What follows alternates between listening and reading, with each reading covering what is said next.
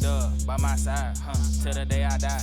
Niggas ain't gon' fail, but if I did, tell the Dukes I tried. Yeah, niggas working overnight, like nigga, I ain't tired. Bruh, I can't hide that shit. So little nigga, I get. Oh yeah, that's the fuck. Now, how you spell that nigga name? That's like Sahbabii. Sahbabii. Sahbabii, a man who Sahbabii. Oh God, I know Sahbabii. Fuck, I didn't mean do that, but the strange disappearance of Sahbabii. Why this shit so and this low? man being involved in music was kind of handed down to him from his brother. He seen everything his brother was doing and kind of got inspired from it. But not only that, this man grew up in Atlanta. He was probably surrounded with so much music and seeing so many rappers around him. Of course he wanted to make music. New York Times wrote this on him. Sahbabii was born in Chicago and lived in the Wentworth Garden Projects until moved to Atlanta. I actually don't know. Hold on. Cause we just got into the video, bro. I actually don't know who this nigga is. Whole time. Like I feel like I heard one of this nigga's songs before, but I just don't recognize this nigga name, bro. I'm just watching this cause I want to know why this nigga disappeared. The T3 made music and he grew up idolizing rappers like Young Thug, Cash Out. Them was local heroes. I used to see him at Kroger, he said, inspired by a generation of young Atlanta rappers. Sahbabii said that's what made me want to get into it more, because I seen kids my age doing this versus when I was in Chicago, it wasn't really no fun. It was just gang banging. But this inspiration for him to actually start making music would pay off in 2017 when he dropped the album that changed his life. SANDAS. Something. That was really the name of the album. And I'm not gonna lie, this fits Sahbabii. This man do be on Kevin Gates level in his songs sometimes. But like I said, this album changed a lot for this man, but not only for music. See, he dropped this album and it had his hit song, Pull Up With A Stick. Everybody loved that song. And I mean, it was a good song. But the music video for that song would cause a lot of problems. In the music video, Sahbabii and everybody was posted in front of some apartments, Sierra Ridge apartments specifically. And this video was like the key to what the feds was looking for. The vid started by every nigga in there had a gun on them, all pointing at cameras, all that. But sometimes I wonder, how can these cameramen be even comfortable in that situation? Could never be me, but that's besides the point. We gotta lay everything out for you to really understand the situation and what the music video caused. Remember what I said, Sahbabii moved to Atlanta when he was about 13, and with him being there, he was surrounded by everything, not just music, and the streets kinda took him in. So when it came time for him to record this music video for Pull Up With A Stick, he picked someone he was familiar with, the Sierra Ridge apartments. And these apartments is important because this was like the safe house. This where everybody was going to do what they needed to do. I'm talking about these apartments was so bad, they was named a crime haven. Because during this time, a lot of crime was going on. A lot of people was breaking in the cars, stealing guns, and they would be brought here. These apartments was just stacked full of weapons, drugs, all that. But not only was these apartments getting called a crime haven, that was borderline unlivable. From trash hazard to fire hazard, it was bad. They had over 424 code violations. Not even mentioning, in 900 days, police said people filed over 230 crime-related incident reports. Cops said they was at these apartments up to 3 times a day. Wait, hold on. 900 days? That's like 2 months? 200? That's like, hold on. Niggas reporting like 5 crimes a day, bro. Like, come on. At the same spot, too. Like, you answering calls. You answering your county calls, bro. And it's the same spot at least 5 times a day. It's kind of insane work, bro. No cap, bro. Kind of insane work, bro. Like, yo. Fox 5 wrote in court records, officials with City Hall and Atlanta police referred to the 28 apartment buildings off Delmore Lane as unfit for human habitation and a haven for excessive crime activity. Just know, these apartment complex was a problem, but that wasn't it. Even after the Sahbabii video came out and went viral, the feds was watching, and like I said before, this was the key they needed to unlock everything. A week after this video came out, a kid got killed at the apartment complex, and when cops got there, dude was dead in the back of the car next to an 80-round drum from an AK-47. Turns out, dude stole a TV and was trying to sell it, but the person he was trying to sell it to robbed him and everything went south. He ended up passing away. So the feds started going a little wild goose chase, trying to figure out what was going on. And nobody wanted to speak. Ain't nobody wanted to speak to 12 until they found one person that did. They claimed that this person was at the Sahbabii music video shoot. And this whole case was getting so deep, they had made a whole first 48 episode dedicated to it. But after the feds went through all these hoops and did all of this and all that, they found the person. They found the man who did it, and his name is G28. But that wasn't the end of the situation for this apartment complex. See, even after all that, the city demolished the apartments. From December 2016 to July 2017, they tell more than 400 infractions of housing codes at the 28 building Sierra Ridge residential complex on Del Mar Lane. The buildings posed a safety hazard, and cops was complaining, saying that the Haven was here for too long and it was causing too much destruction in the streets. And so, in October 2017, the property owners signed a consent agreement I feel that that shit if should have things been ain't going get out of fixed here, up bro. within Them niggas 27 walling the weeks, fuck out, it bro. was gonna get took. These niggas. I'm not getting over this. These niggas said 230 plus crimes, bro, in 90 days, bro. Talk about something. This nigga had over like 20 code violations. What are you talking about? This shit should have been shut down, bro. Like, what the fuck? Look down. During the April 23rd That shit should never even open at that everything point. got to be demolished within 90 days. And somehow after all of that went down, everything that happened with the apartment, a lot of people ended up getting arrested. And luckily, Sahbabii didn't get arrested. He was barely even dragged into the situation, and it was his music video. But that don't mean everything else he had going on in his career went smoothly. See, something about Sahbabii, his branding is the whole upside down cross thing. And keep in mind, even though the world kind of normalizes it today, nigga, this was back in 2017. Everybody hated that. Anytime a rapper came out doing this, doing all this upside down cross stuff, they was getting bashed. And during one of these times where the internet was bashing people, Sahbabii came up. Sahbabii and Offset. And before I tell you about that, let me speak on something that's been affecting how I live. Factor. What service for we have much tour taking this. I should know why this nigga changed clothes. This nigga was in the ad. He seen Uzi, Sahbabii, all these artists doing what they did, and he snapped. All y'all upside down cross. Even my little partners, man. Stop that shit. Look lame. All that worship the devil. Get with God, man. And boy, this started a war. It wasn't even Sahbabii and Offset just beefing. X came in defending them. Hey man, tell the Offset get off, man. That's why that's why fucking they jumped this nigga, bro. That shit was crazy. That video, bro. After they jumped this nigga, bro, he was like, bro, they ain't get no respect of a 101. No, bro, that shit's still funny to this day, bro. Man, RIP, man. Man, shut your man. 35 still trying to catch the wave. Nigga, your career over, man. Shut up. Shut up. You run. Niggas been straight rhyme. And really, from this moment forward, it was a war with all these upcoming rappers, and specifically Offset out the Migos. You was the first ass to take this shit to the internet. You was a hoe ass. Stop speaking on street. You industry pigtail wearing. You was a damn pigtails. All on the internet, nigga. I'll be glad to beat your ass though. No, they could not do that no more, bro. That shit crazy, bro. 2017 was a crazy year. There's this calling people slurs like that. Nigga do that shit now, you're cooked, bro. You're cooked. You talking about you wearing pigtails like a. And of course, Offset was gonna have a response. He was basically trying to say Sahbabii was soft, wasn't standing on nothing. He was online saying. Shabby, bro, the pussy name, man, bro. You fake claiming. You ain't PD. You ain't Slaughter Gang. You ain't the mob. You ain't from Atlanta. From Chicago. And your jewelry ain't costing nothing. Little ass pieces you got on your neck, boy.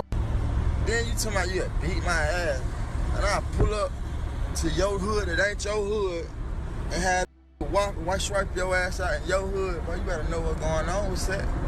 And it ain't even just stopping niggas online. While this whole beef was going on, they was arguing. Sahbabii, alleged cousin, I don't know if it's 100% fact, but they say it's his cousin. He came out speaking on how he grew up and how he wasn't doing all this gun talk. He never been like that. Saheem, come on, bro. Be for real. You ain't pulled up with no kind of sticks, bro. Your mama didn't even like the video. You borrowed them sticks in the video. Come on now. Be for real. You ain't grow up like that. I don't even know why your daddy let you do all that dumb. But Sahbabii just kept going on and on about it, and he went on to talk about why he do the whole upside cross thing. He said, I created this ideology for seeking the truth. I had this mindset since a young boy. I stand strong behind this, and we will kill for it. Book coming soon. Unknowingism, accepting the fact of not knowing it all. The bullshit they tell us not true. 666, 6 proton 6, electron 6, neutrons. This has nothing to do with St. Peter. Sorry, we are all open-minded and don't follow the wave and believe in the BS that hasn't been proved. I don't know what he talking about, but he was saying that the people perception of him was wrong. He said, I'm not demonic at all. I'm a very positive person. I help a lot of people. I don't do stuff on camera because I do it out of the kindness of my heart, but I don't really believe in the devil. I stay positive. I believe they're higher beings, but it's always questionable. Unknowingism is just challenging your mind, thinking outside the box, always question things, but I'm not a devil worshiper. But even after he came out explaining his side and explaining how he felt about what he believed in, he was still coming at Offset. But I get what niggas be thinking. It's just a lot of, it's like, I don't know. Like the two, like the main religions, bro, it's just a lot of them, like Christians, Muslims, bro. What's the other one? There's another one, I forgot. I need to stop getting her. But still, bro, there's a lot of people in the religions, bro. They just don't like any other religion, bro. This shit crazy, bro. And the crazy part is, if a Christian and a Muslim person, they could probably get along. But like they still like, it's like they beliefs are just so different. Like, I don't understand. It's crazy that niggas can have really different beliefs in like hella shit. Like, niggas can really believe in anything. They can full-heartedly believe that shit true, too. That shit could be nowhere near true. They just full-heartedly believe that shit. Shit crazy. After that whole beef was done and forgotten, a while later, he came out doing an interview, and they asked him about it. They asked him how he felt about the whole Offset situation, and he said he regretted it. He said, I wish I would have never even responded to that because I ain't the type to do all that internet beef, but I feel like he don't need to be speaking down on people. I don't speak on no other religions or nothing like that, so I don't think he should be speaking down on young people. And over the next few years, he was just dropping music. Now, he wasn't no huge ass artist, but he had a loyal fan base under him. He had people that cared about every move that he did. And even though he had that under him, he was still following the trend. A trend that I don't understand. The thing where artists come out and say they finna retire. And he was one of them. He said he was quitting rap back in 2019, and his dad even did an interview where he was speaking on what Sa actually had going on in the industry. His dad said there's a lot of politics behind the scene. You see people that's real envious. They don't want to see you succeed because they can't say they're the reason for your success. A lot of people don't know, but the city know. A lot of insiders know. The industry know. And this kind of went along with what Sahbabii was saying. He said he just wanted to take a step back from music. He wanted to get away from music, go make games, make an anime, some shit like that. He just wanted to do something different. And when they asked his dad about it, he was really digging into his life and speaking on how Sahbabii was feeling throughout his career. His pop said it was hard, man. I'm not gonna lie, because at the time when Sa made a real strong decision that he wanted to make music for one last go, we was really going through some financial struggles. He was working at Dick's Sporting Goods and we needed every penny. T3 went out to Cali, things ain't working out there. I was working, my wife was working, his little brothers even had jobs. But this music was just in him. He told me he wanted to give it another shot and it wouldn't be fair for me being a parent to stagnate my kids' dreams. This happened to me before without having that proper support, so I know how I feel. I told him, if you really got it in your heart and you really want to give it another shot and you feel the job holding you back because you can't work how you need to, let's go ahead and do it. But even though his dad came out, did all of this, did all that whole little monologue, Sahbabii didn't quit. He said he was going to retire, but he didn't. That man had a project out in 2020 and 2021, but this 2021 project was different. This had a deeper meaning to it. See, every other time he dropped music, it was more some fun, like, oh, I'm just gonna throw this on, have some background music playing. But this 2021 project was different. This had a deeper meaning to it. In between the time of his 2020 project, Barnacles, and his 2021 project, something happened. Somebody real close to him passed away. His homeboy, Demon Child, and this had him hurt. He was feeling some type of way, and this whole 2021 project was called Do It For Demon. It was dedicated to his man's demon that passed away. And you could tell with this album, he was in a different mindset. Yeah, it might have had some similarities to his other music, but in some of these songs, he was really just speaking on how he felt and how depressed he was. He said during this album process, he just went to the studio and spoke to him. He said, I remember this whole process. I was waking up at 6 a.m. in the morning every day, depressed, stressed out. I just wanted to go in there and record it, just let it speak to me. He used to speak to me, so it was all off the top. And when asked on how he felt on this album compared to his other projects, he basically said what I said. This album was just him speaking on how he felt at the time. Of course, this is not in the lane I'm trying to stay in, but I feel like it was necessary for the time. I'm always gonna have fun with my music, but I feel like this project was dedicated to him. I gave 3 projects to the Playfulness, and I still got more. Before he passed away, he told me to get to rapping about things I've been through, so I know this satisfying. And Demon passing away was hitting Sa hard. He was speaking of how even though they was friends, they grew up like cousins. He said they lived together, shared the same roof. That was basically his brother, his cousin. That's how he felt about it. He said we was like cousins. We had always been under the same roof. In and out, he stayed with my family. We used to be in the studio recording all day, getting beats off YouTube, just making music. We got thousands of songs together. But we knew one of us was gonna make it and his turn was up next. He was definitely up next. And look, even though this album had a whole sad narrative around it, it was also the album that put him back on the map. This album had a song that blew up everywhere. Now the song ain't blew up because it was necessarily the best song ever. It blew up because he was on Kevin Gates' Time and Bad. Fucking this bitch and spreading them ass cheeks, that booty hole pink. But past this, we would get one more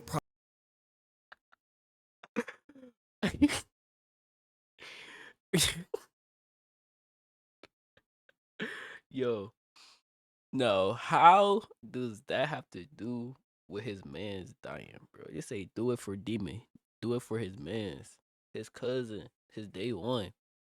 How do them lyrics right there get anything to do with that, bro? I was not expecting that, bro. I don't know what I was expecting. It had like came up because this nigga was hard as fuck on the beat or some shit. First of all, that shit sounded ass too. That's the crazy part. The crazy part of that shit sounded ass. Let me go back. Best song ever. It blew up because he was on Kevin Gates' Time and Bad. Fucking this bitch and spreading them ass cheeks, that booty hole pink.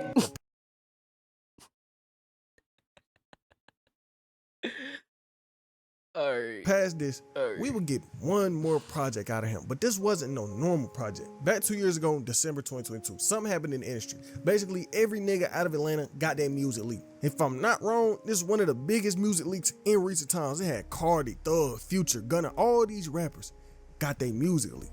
The one who got hit by it the worst was Young Nudy. That man had nearly 200 songs leaked, with Sahbabii coming in second with 41.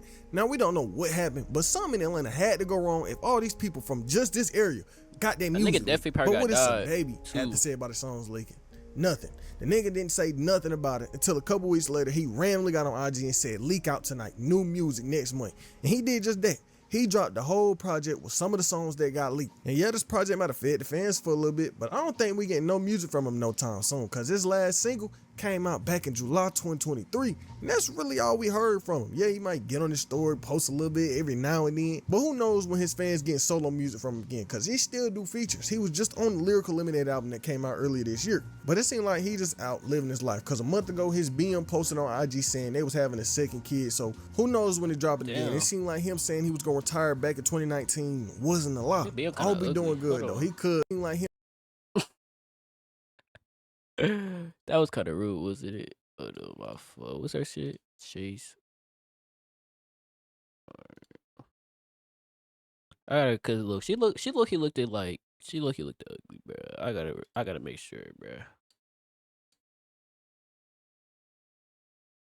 Damn, I should have cancelled that. Chase. What was it? Oh, what? Earlier. This is baby mama.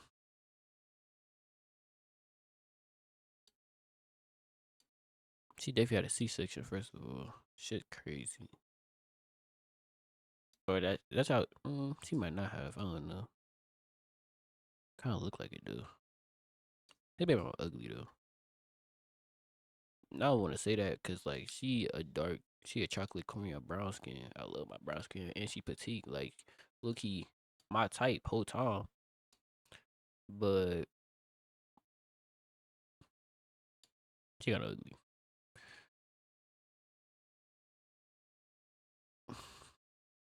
Is it good to have a piercing in when you're pregnant? That nigga just keep doing her shit. That nigga keep doing her shit. Hold on, let me see these. She's still ugly to me. I don't know, bro. Like she not my type, bro. Not my like she my type, but she just not my cup of tea, bro. Whole time. But anyway. Him saying he was gonna retire back in 2019 wasn't a lie. I hope he doing good though. He could come back and have a song go viral if he really wanted to, I feel like, but who knows with him. This man do like to disappear off the internet. He don't really be wanting the attention that much. But even though his career going all right, Kanye West ain't. Over the last few days, we done learned some crazy things about Ye. This man that got addicted to something bad, and it's allowing people around him to extort him for all kind of money. If you want to know what's going on, click on the video on screen right now.